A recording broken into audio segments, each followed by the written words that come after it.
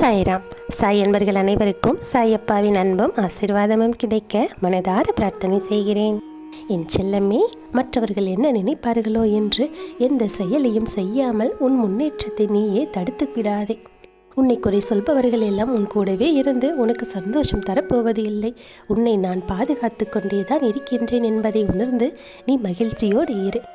என் செல்லமே, நீ செய்கின்ற எல்லா காரியங்களும் இனி உனக்கு வெற்றியாகவே முடியும்.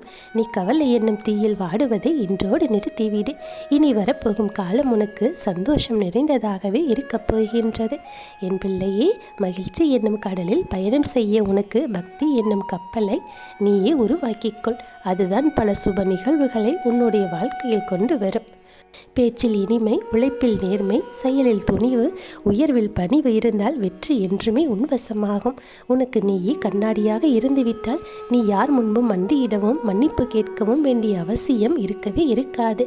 என் செல்லமே, நீ ஒருவருக்கு தகுந்த நேரத்தில் செய்யும் உதவியானது உன்னை காத்திட உரிய நேரத்தில் ஒருவரை நான் உனக்காக அனுப்பி வைப்பேன்.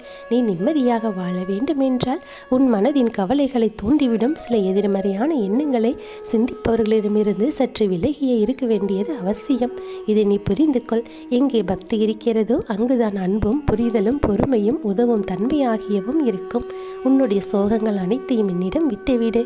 அவை சீக்கிரமே உன்னை விட்டு மறந்து போகும். உன் துக்கம் மறந்துவிட்டு உன் மகிழ்ச்சியினை கல்லில் செதுக்கு. அதுதான் நின்றும் நிலைத்திருக்கும். என் செல்லமே, எல்லோரையும் திருப்திப்படுத்த நினைத்தால் நீ ஒரு வேளையும் ஒழுங்காக செய்யவே முடியாது.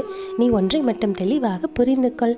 உன்னை உண்மையாக நேசிக்கும் உறவுகள் உன்னை விட்டு எளிதில் விலகிச் செல்லாது.